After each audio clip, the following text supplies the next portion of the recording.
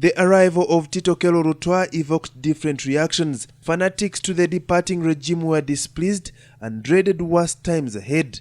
To those opposed to Obote, especially the Baganda, who blamed him for crushing the monarch and murder of Sir Edward Mutesa, the new leader was received with open arms. To the neutrals, it was an open subject. To the rebels who had created the loose grounds on which the incoming exploited, the logical opinion would be to resist the current establishment, but instead they received the new leader of government with open arms. This was positive for the rebels. To them, the war was done. Finally, there was light at the end of the tunnel. Tito Okello Lutwa tried to extend an olive branch to the rebels through a peace agreement, which would usher in a joint government, but the rebels were mocking each one of their moves.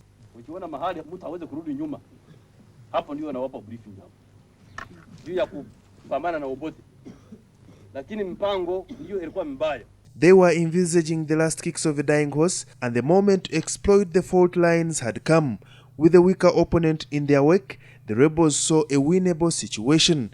They declined and pushed on with the war till January the 26th of 1986, when their efforts paid off. The war had been won, the seat had been attained, government was theirs, power in their hands, but challenges remained: raising Uganda from the wraths of a failed state, revamping the economy, building a professional army, and setting up a competent social system as per the 10 points program was a promise too hard to meet. Nobody should think that what is happening today or what has been happening in the last few days is a mere change of guards.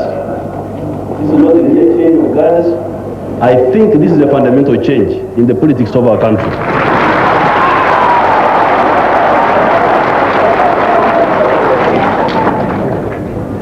Because in Africa we have seen so much change that change has become meaningless. It's no longer change but merely turmoil. This group getting rid of that group and that group doing worse than the group it got rid of. Now, please, I do not count us in that category of people.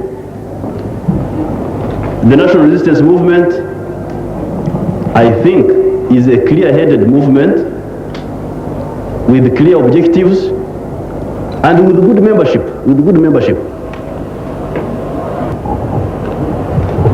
I think it makes a very big difference from the situation in which we were, where the very people in power were they themselves encouraging evil instead of trying to combat evil.